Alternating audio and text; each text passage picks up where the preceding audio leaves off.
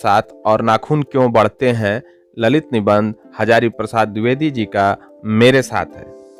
इस निबंध के महत्वपूर्ण प्रश्नों के साथ ही उसके सारांश को देखेंगे और बिंदुवार उसके महत्वपूर्ण बिंदुओं को भी देखेंगे जिनमें इन प्रश्नों का उत्तर है।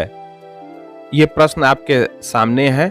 इन सभी प्रश्नों का उत्तर सारांश में ही बिंदुवार स्पष्ट होता जाएगा, इसलिए आग्रह है कि लास्ट तक वीडियो को जरूर देखें।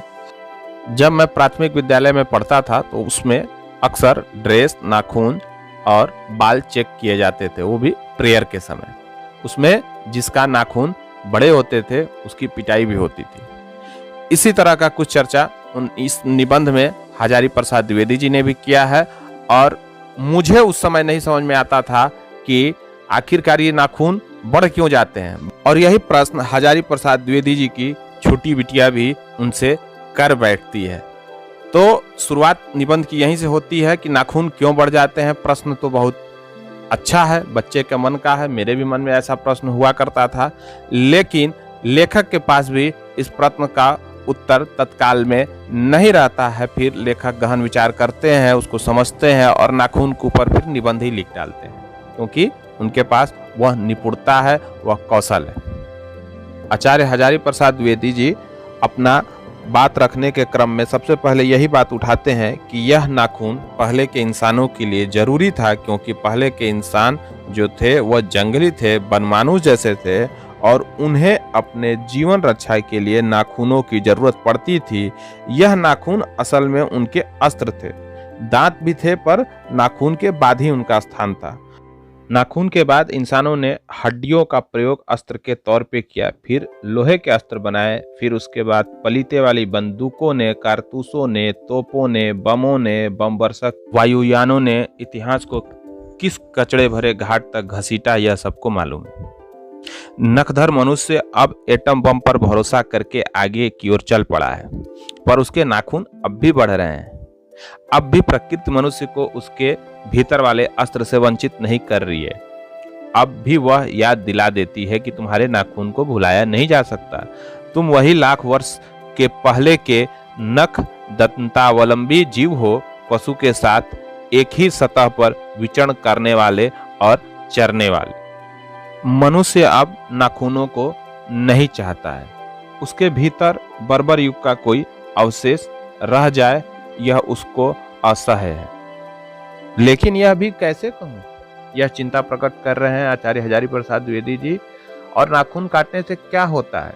मनुष्य की बर्बरता घटी कहाँ है, वह तो बढ़ती ही जा रही है। मनुष्य के इतिहास में हिरोशिमा का हत्याकांड बार बार थोड़े ही हुआ है, यह तो उसका नवीनतम रूप है। ये उनकी भयंकर पाशवी वृत्ति के जीवंत प्रतीक है। मनुष्य की पशुता को जितनी बार भी काट दो वह मरना नहीं जानती। यहाँ पे आचार्य हजारी प्रसाद द्विवेदी यह बात स्पष्ट करना चाह रहे हैं इन पंक्तियों से कि पहले जो हथियार मनुष्य के नाखून होते थे, अब वह हथियार नाखून नहीं है, उसकी जगह पे इन बमों ने ले लिया है। और नागासाकी और हिरोशिमा की चर्चा करके यह याद दिलाना चाहते हैं कि नाखून पहले इंसान अपनी रक्षा के लिए प्रयोग करता था, लेकिन यहाँ पर यह बम दूसरे का नुकसान करने के लिए किया जा रहा है। यह मुख्य अंतर है नाखून और आज के समाज में अस्त्र के तौर पे प्रयोग होने वाले बम, और हो सकता है इससे भी कोई ऊपर की टेक्नोलॉजी आ जाए।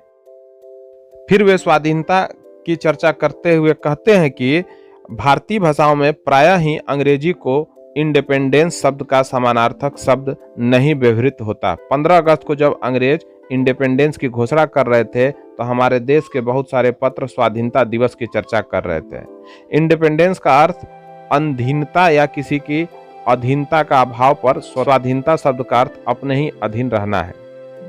हमारा इतिहास पुराना है, हमारे शास्त्रों में इस समस्या को नाना भाव और नाना पहलुओं से विचारा गया है। भारतीय चित्त जो आज भी अधीनता के रूप में न सोचकर स्वाधीनता के रूप में सोचता है, वह हमारे दीर्घकालीन संस्कारों का फल है। वह स्व के बंधन को आसानी से छोड़ नहीं सकता। अपने आप पर अपने आप के द्वारा लगाया हुआ बंधन हमारी संस्कृति की बड़ी भारी विशेषता है। साथ ही आचार्य यहाँ पे यह भी इंगित करना चाहते हैं कि हमारी संस्कृति में बहुत सारी चीजें पहले से ही अच्छी रही हैं, लेकिन उसमें कुछ बुराइयां भी रही हैं। इनका मानना यह भी है कि जो बुराई है अगर उसे छोड़ दिया जाए तो अच्छा है, लेकिन यह कहा जाए कि सारी की सारी पुरानी सभ्यता और संस्कृति हमारी बेकार थी, तो यह सही नहीं है।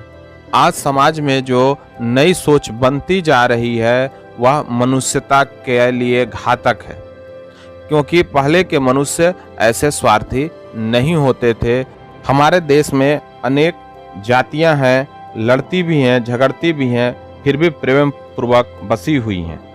यह सारी जातियों का कोई न कोई एक आदर्श भी है और वह समान आदर्श है। यही आदर्श आपस में इन सबको बांधे रखता है और यही हमारी संस्कृति की विशेषता है। आगे आचार्य मनुष्य और पशु में अंतर स्पष्ट करते हुए कहते हैं कि मनुष्य पशु से किस बात से भिन्न है। आहार, निद्रा आदि पशु सुलभ स्वभाव उसके ठीक वैसे ही है जैसे अन्य प्राणियों के, लेकिन वह फिर भी पशु से भिन्न है। उसमें संयम है, दूसरे के सुख दुख के प्रति संवेदना है, श्रद्धा है, तप है, त्याग है। वह मनुष्य के स्वयं के उद्भाविन बंधन है, अर्थात कि यह मनुष्य को जो खुद आपस में जोड़े रहने वाले एक तरह की कड़ी है और यही उसे पशु से अलग करती है। मनुष्य वचन, मन और शरीर से किए गए असत्य आचरण को गलत आचरण मानता है। यह किसी भी जाति या वर्ण या समुदाय का धर्म नहीं है, यह मनुष्य मात्र का धर्म है और यही धर्म मनुष्य को मनुष्यता की तरफ ले जाता है और यही धर्म पशु के पास नहीं होता।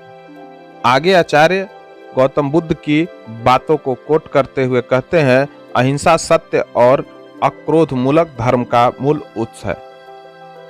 मुझे आश्चर्य होता है कि अनजान में भी हमारी भाषा में यह भाव कैसे रह गया है, लेकिन मुझे नाखून के बढ़ने पर आश्चर्य हुआ था। अज्ञान सर्वत्र आदमी को पछाड़ता है और आदमी है कि सदा उससे लोहा लेने को कमर कसे है। आगे एक बूढ़े की चर्चा करते हुए वह कहते हैं कि मनुष्य को सुख कैसे मिलेगा। बड़े बड़े नेता कहते हैं वस्तुओं की कमी है और मशीन बैठाओ और उत्पादन बढ़ाओ और धन की वृद्धि करो और बाह्य उपकरणों की ताकत बढ़ाओ।